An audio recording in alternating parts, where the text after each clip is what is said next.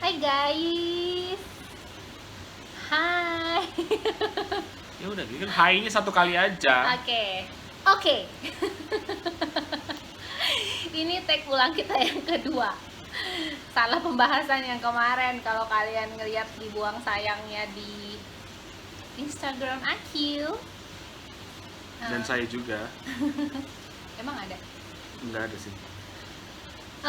Ini pertanyaan kita mau bahas. Itu pertanyaan dari Dinar.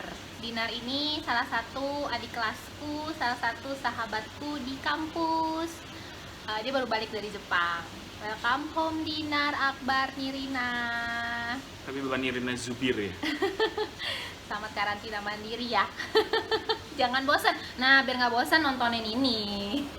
Dan kita mau bahas kita mau bahas pertanyaannya kamu. Itu tentang perubahan apa yang dirasakan dari 2 income menjadi 1 income. Wow, ini bajunya Max Fit. Promo buat coach. Coach Chef Chef. Di Pondok Aren. Jadi, gue udah bikin catatannya biar nggak salah pembahasan lagi. Perubahan apa yang dirasakan? Yang pertama, perubahan Menteri Keuangan. Jadi, ya kan perubahan ya? Oh, enggak, gua kira perubahan Menteri Keuangan Sri Mulyani diganti apa gimana maksud lu? Aku gemes.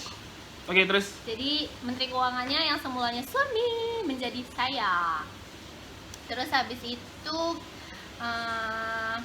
mulai ada pencatatan kebutuhan bulanan. Jadi aku kayak punya buku gitu. Sebelumnya sih nggak ada. Sebelumnya kita hura-hura. Jadi uangnya dia, uangnya Akil. itu prinsipnya dulu. Kok gua fun banget ya ngebahasnya.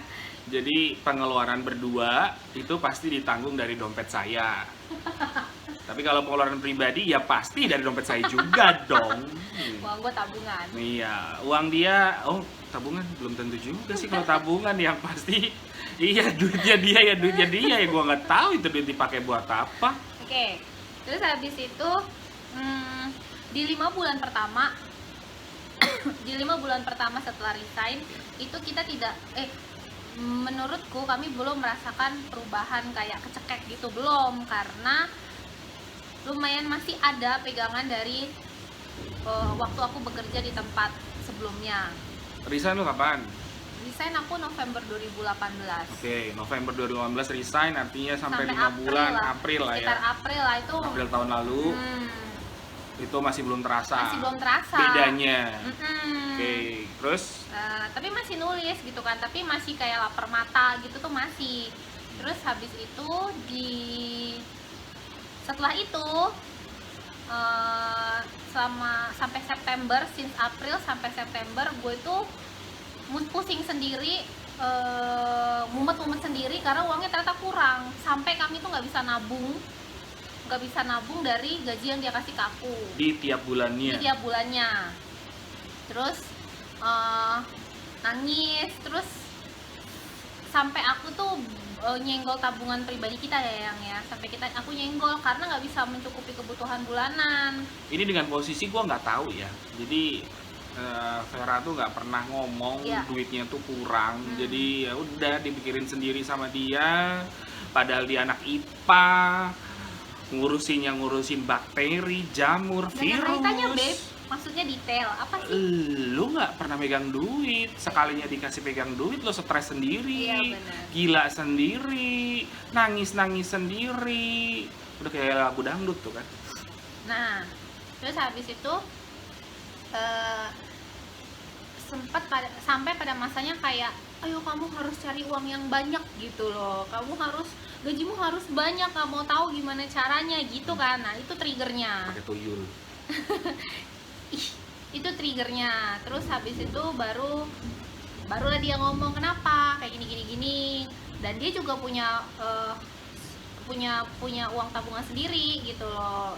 Dari yang gajian dia itu kita udah ngebagi untuk dia. Nah terus dia bilang, lu kalau misalnya kurang lo harus ngomong sama gue biar gue bantuin. Nah terus oke, mulai tuh pelan-pelan. Terus habis itu perubahan yang selanjutnya itu mau nggak mau gue cerita sama mama. Karena menurut gue mama gue tuh punya pengalaman, secara dia adalah ibu rumah tangga luar biasa since dia nikah sama papa. Jadi berapa puluh tahun tuh? Dari umur mama 18 tahun lah. Iya, berapa puluh tahun berarti? Usia perkawinan berapa puluh tahun? 33 tahun. Itu dari yang mama bisa uang dengan uang 75.000 papa kuliah ngehidupin 5 orang gitu kan, termasuk bauku, bertahan hidup, bagaimana dia muter-muter. Terus dia ngajarin, Kak, kalau misalnya kayak dapat uang itu pertama dipakai slot-slotnya gitu loh. Jadi kayak aku kalau sekarang itu adalah dijual kayak amplop-amplop untuk ibu-ibu rumah tangga untuk ngemisahin, untuk pisah-pisahin uang. Nah kalau aku dulu karena masih itu belum ada, aku pakai amplop. Jadi aku bikin amplop untuk belanja pasar, amplop untuk aqua galon gitu tuh aku bikin ya. Terus habis pulsa itu tuh sampai detail bener kita tulisin ya yang ya. Nah tapi itu masih belum ada pengurangan, belum ada kita kayak ini harus diseleksi deh, yang kayak misalnya belanja bulanan yang biasanya 1 juta kayak gitu-gitu kan, itu masih belum. Terus habis itu dia, nah sampai September tuh bolak-balik nih, kok masih belum bisa ya ternyata. Terus dia bilang coba deh kurangin belanja bulanannya kita gitu loh, jadi Gak usah nyetok terlalu banyak. Nah terus kayak barang-barang di kulkas juga kalau pokoknya lo harus habis gitu intinya. Ya udah, terus mulai bisa nih di bulan 9. Terus ya sejak bulan 9 lah aku udah mulai bisa nabung, meskipun sedikit ya, tapi hingga saat ini aku puas dan masih akan terus berlanjut proses belajarnya. Siapa tahu ada masukan gimana cara belajar yang baik. Terus perubahan yang terjadi, lihat contekan ya Bu. Iya, perubahan selanjutnya adalah aku jadi rajin masak. Jadi aku jadi rajin masak. Gimana caranya meminimalkan keluar, karena dulu waktu kita 2 income itu rajin banget keluar, malah nggak pernah hidup. Kadang itu kita gas itu bisa sampai 4 bulan. Nah jadi omongan untuk ngomong gua males masak itu sangat mudah keluar dulu. Nah jadi aku jadi rajin masak ya. Untung suamiku support ya, yang aku pengen dong beli buku masak kayak gini-gini, Instagram lihat ini. Jadi dan dia selalu jadi tempat percobaan ya, kelinci percobaanku dia. Jadi tapi dia support aku gitu loh, iya cepat masak, nyobain apa gitu loh. Jadi aku jadi rajin masak. Padahal dulu buat kalian yang tahu lah terbelakang aku gitu kan, kalau di rumah gue lebih baik disuruh belajar sebanyak-banyaknya ngafal buku daripada gue disuruh ke dapur. Nah selanjutnya shopping. Nah ini aku tuh kan suka banget pakai baju-baju yang menurutku bagus gitu kan ya, sama barang-barang lah. Nah dengan begini suamiku ngajarin aku untuk declutter ya, sama beli yang penting gitu loh. Dia pakai prinsip, dia terapin ke aku kalau itu nggak rusak nggak boleh beli. Nah itu butuh waktu lama sih untuk bisa menekan rasa dan keinginan itu. Cuman puji Tuhan bisa gitu loh. Jadi kalau misalnya gue lagi pengen banget gitu kan, gue kan suka banget cotton ink kan, jadi gue lihat nih, terus gue mikir penting apa enggak ya. Nggak penting deh, gue masih punya kok dress ini, gue masih punya kok, belum rusak kok, belum apa kok. Lagi pula kan enggak yang tiap hari orang ngeliatin gue pakai baju, nah gitu-gitu tuh. Lagi pula kan gue di rumah gitu loh ya. Cantik itu banyaklah caranya, nggak harus dengan yang baju baru gitu loh. Dan aku jadi menggunakan baju-baju lamaku, lumayan diet ya waktu itu ya, jadi berat badannya turun juga. Jadi baju-baju lama aku kepake gitu kalau dulu kan enggak. Jadi ya itu, jadi bajunya bisa ganti-ganti. Kemudian sebenarnya sih bukan ngomong harus rusak dulu barangnya bukan, tapi poin gue adalah setiap barang yang dibeli itu harus punya tanggung jawab. Jangan lu cuma pengen beli terus udah beli doang gitu, yang penting puas dengan membeli gitu loh. Tapi gue pengen setiap kali dia nanya, gue boleh nggak beli ini, tujuannya apa, urgensinya apa, pokoknya proposalnya kenapa harus lo beli. Jadi kayak macam lu nyusun skripsi aja sih. Pengajuan proposal harus siap dengan bab 1, bab 2, dan bab 3 dan kesimpulan dan saran. Nah awal-awalnya tuh kayak kesel gitu kan, males banget nih ketemu sama suami gue ditanyain beginian, tapi kesini-sini sekarang tuh udah langsung kayak sadar diri sendiri kan, nggak penting Fer, ini nggak penting Fer. Dan suami gue ngerti gitu loh, kalau misalnya kayak kemarin aja Desember dia beliin gue sepatu, padahal gue bilang nggak usah lah Bi, gue masih ada sepatu, kayak gitu loh, yang kayak gitu-gitu kan bikin gue seneng. Terus habis itu jadi kita entertain diri di rumah, itu perubahan yang terjadi. Jadi gimana caranya kita mengurangi keluar, jadi kita lebih banyak di rumah, kayak nonton film, main game, apalagi yang mewarnai.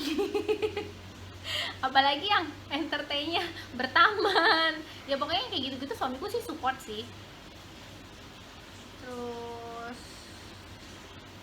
lagi udah sih yang poinnya itu, aku cepet yang ngomongnya karena menitanya 10 menit itu udah. Tambahan ya, nih tambahan dari gue. sorry ya kalau ngomongnya cepet karena itu Vera.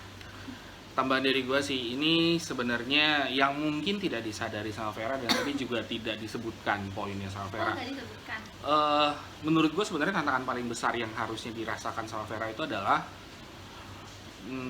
buat lu yang udah buat lu yang sudah kenal baik dengan Vera mungkin sudah tahu dengan sifat yang satu ini, tapi kalau buat lu yang belum kenal dekat dan lama dengan Vera mungkin belum menyadari. Perfeksionis. Apa ya? Bukan perfeksionis sih, tapi lu tidak siap, bukan tidak siap, lu tuh belum siap kalau misalnya sesuatu terjadi tidak sesuai dengan rencana lu. Buat Mayang, Indra, Aje, Kathy, Belinda, Nita. Itu tuh buat gua kayak gimana ya, lu nggak bisa mengendalikan semuanya, intinya itu satu. Terus yang kedua ini sih yang gua tahu latar belakangnya, karena dulu waktu sebelum merit pun gue sudah dipesankan sama calon mertua, baik itu calon mertua cowok maupun yang cewek gitu ya, itu sudah dibilang Vera tuh kayak ABRI, disiplin, ya lurus aja gitu. Tapi menurut gua bukan poinnya bukan di situ, tapi maksud gua lu harus lebih fleksibel dengan keadaan, intinya sih itu. Bukan Sekarang udah fleksibel loh. Iya, butuh proses, tidak secepat gua, intinya itu. Lu kalau misalnya dibelokin tuh kayak, kalau gue cuma ditiup langsung belok gitu loh. Kalau dia udah ditiup, udah dikipas, udah dilas, dipanasin, kena hujan, kena badai, tetap nggak belok, susah belokinnya. Coba memang butuh proses dan harus dia sendiri yang ngalamin baru dia memutuskan untuk belok gitu.